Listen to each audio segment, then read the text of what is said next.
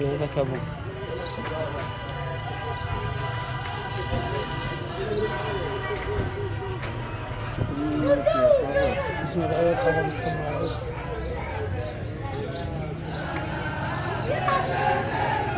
يقول لهم مقبول مذبوح لمن كحالك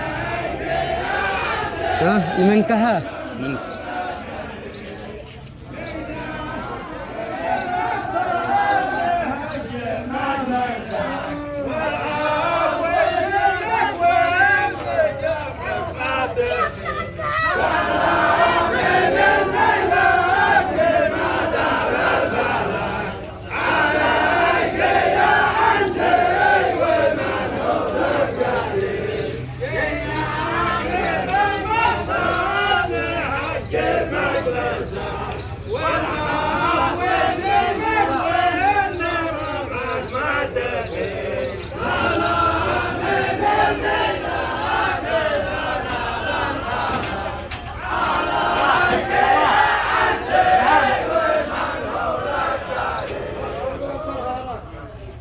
السلام عليكم. السلام ورحمة الله.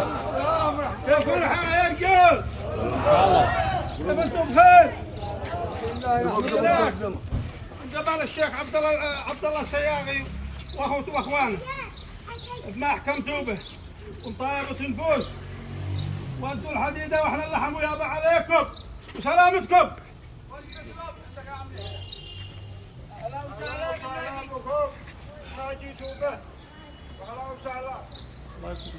والله الغواء يعني ما يتصلحش بغواء، والمسيرة هي تعلم الناس الاخلاق وكيف يصلحوا المشاكل. اذا ما عاد قدرنا نحل مشاكل جهة اكيد ما عاد نحل مشاكل كبار. وهذا يعني وصلتكم اهلا وسهلا بكم وعفى الله عنكم.